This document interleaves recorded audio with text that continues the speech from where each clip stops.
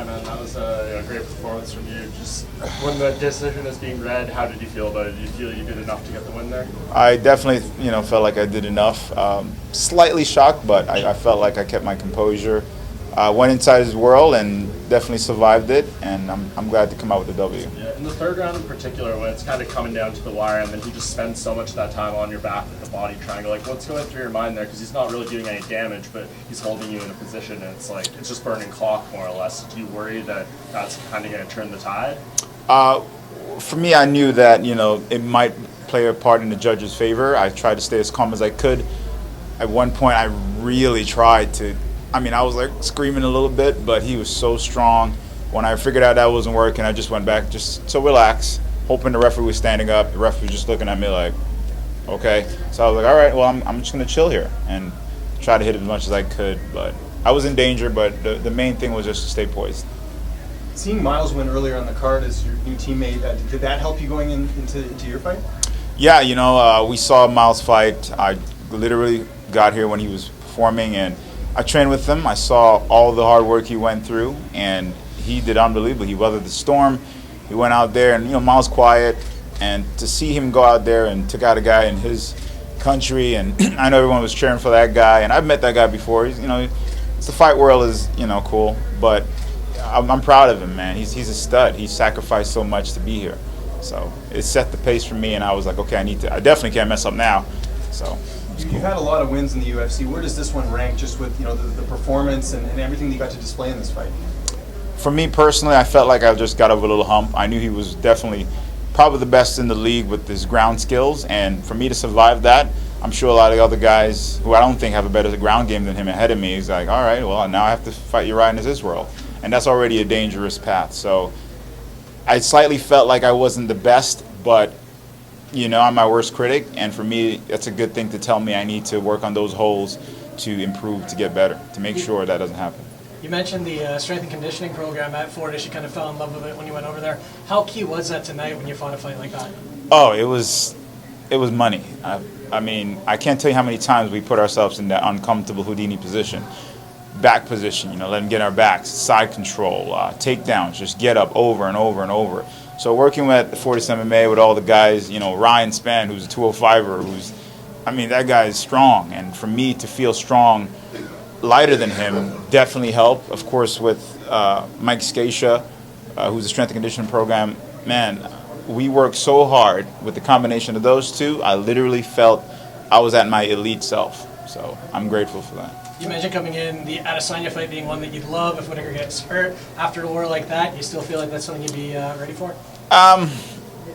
We'll see what happens. Right now I think after all that hypeness, I'm like, let me just play the card right.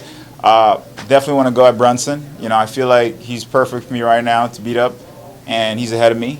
And I know we fought before. I felt like that didn't really, I don't think he really won. I got dropped, and Herb Dean just jumped in to save him instead of me. So I definitely want that fight back. I think he's someone I could beat to get to that ranking. Do you think the road to the top, though, is maybe a little bit shorter now? Because you've seen, Jacare has gone from the division, Rockhold, Weidman. They've all moved up to 205. So that's like 3 ranked guys ahead of you that are no longer there. Oh, I didn't even know that. Who knows? I know when you get older in the sport, you don't want to put too much. I did read about Chris Weidman moving up, but I know for us, man, if you don't hang out at close to that weight, it makes it hard. A lot of 85ers I know walk around at 225. That sucks. I've gotten to 230 one time and I was freaking out. So maybe it's a lot easier to focus more on training than the weight cut, because I know for me, a lot of times if I'm like 215, 220, I'm focused on the weight cut instead of training myself. So maybe that's a good step for those guys. They've been at 85 for a long time. It's less of a struggle. Good for them. What was it like What was it like backstage? New coaches, new voices, new people warming you up. What was that like?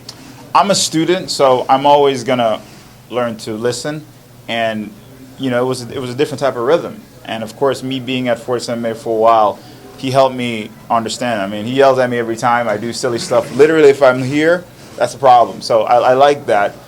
Someone being on me to constantly make me improve those mistakes. I felt I didn't listen too much, but I listened enough because, there's everything going around. But it was perfect. He did a fantastic job. We stayed calm and poised because, that's what you have to do in that type of battle. You know, you can't be like all rattling and stuff. So. Just a couple here, Uriah. First, back on a winning streak, looking composed, looking refined. What's the biggest difference between the Uriah of today and the Uriah Hall that people saw coming up in The Ultimate Fighter? I know for the Uriah Hall, I can't believe I'm talking like this. The other Uriah. Back in the tough house, you know, I was a different stage of my life. I was 20 years old. I lost my job. I bought a one-way ticket. I had no way of coming home. I bought a one-way ticket going to Vegas, and if I don't make this, I'm done. I don't even know how I was sleep on the street. And at that time, that fueled me, and that was my fire. At some point, I felt distracted, whether it's listening to people, being around the wrong people to not help me elevate. But I'm constantly in that martial arts aspect to say there's always a way out, you know, because that's one of the things I learned about being a martial artist. You can never give up, no matter what. And through that, depression comes around sometimes. I've spoken to champions that have gone through that. So it's about staying regimented, staying focused, and of course you're going to hit those humps. But after being at Fortis, and I personally feel that the connection we've built, and the best way I can explain it's like dancing. If you guys kind of have each other's rhythm, it makes it easier. You're not stepping on each other's toes. But if you do step on each other's toes, it's like, all right, well, let's do this and let's do this so we both don't step on each other's toes. It's just communication. And what I love about him, you know, we don't just talk about the fights, you know, that's one aspect of it. I'm an athlete, but I'm also a human being too. So how can I utilize this stage, this platform to do other things, whether it's movies or having a bigger, better financial situation so I can give back in whatever way. So it definitely played a part where at 35 years old, I'm not just thinking of going out there anymore with that. I'll fight anybody. I got to be strategic. I got to do the right things. You talked about immediate days or the humanity in this, and you're going to punch your opponent in the face, or you're going to feel bad about it. How was that tonight? How was it balancing those two parts of the game? Well, I definitely felt bad after, but during, I didn't feel bad. And again, me and Carlos know each other. You know, in the beginning, I remember telling Coach, and he was like, yo, let's fight this guy. I don't want to fight him. You know, we're kind of cool. And he's like, well, put that out the way. So, well, we had to tuck that emotion aside because it's business at the end of the day. And, you know, we saw each other walking around like, hey, man, sorry, bro, we got to beat each other up. But me and Kelvin are cool. I'm sure if me and Kelvin are supposed to fight each other one day, we'd be like, all right, let's just beat each other up and get it over with. It's business at the end of the day. You know, no emotion is going to save you. It's actions. So once we made that a legit plan, it was easy to go out there and just do work. The jab was working early and often. Was that a big part of the game plan to keep him at bay? Absolutely. The jab, probably I don't even know how to kick anymore. But just training at Fortis, working with some of the great guys, man. Jeff, who's, you know, on me like white on rice, really had to put me in that uncomfortable state to really throw that jab. And that was the game plan, just come out here. I've thrown so many jabs, I forgot to do everything else.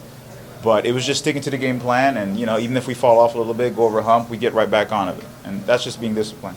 It seemed like you broke his nose really early in the fight. Did you notice right away? I was like, what is this pour of water all over me? And I remember he had my back, and I just felt stuff coming down. I'm like, is he bleeding? And I thought I cut him in the head, but apparently it was his nose. And I was like, well, if I can hit him on him a little bit more. I think I caught him on it a couple of times, but I didn't know I broke it. But when he's on your back and then you finally get him off and then he's in your world, what's that feeling like? Because you must have a moment of like, oh, my turn. Yeah, that felt great. You know, I knew he was dangerous there, so we've done it so many times. I mean, I can't tell you how many times. I lost count how many times we got up. We got on the floor, we got up. One day, with 45 minutes of just getting up. So it became a second nature. It's like wiping your ass. Actually, don't quote me on that. It's like brushing your teeth. You do it so much you don't think about it. So we put ourselves in a lot of uncomfortable position. In the back mount, I've been in the back mount for a lot of times with Ryan Spann, who's a big guy. So I just learned to stay calm. I was like, I've been here before. This is fine. He was very strong. I couldn't turn him, so I was like, let me just chill out, hoping the ref would turn it, but he didn't. You've been in this game for a while now, right? But listening to how you talk about your training, listening to you talk about this fight, is this something of a maturing performance for you? It feels like you're sort of breaking through a shell. I think we've seen you under before. You're absolutely right. I definitely feel me coming out here tonight like I was probably fighting for the second time. The first time was in the tough house. This was like that second stepping out of the shell. It felt great because I sacrificed everything. I gave everything.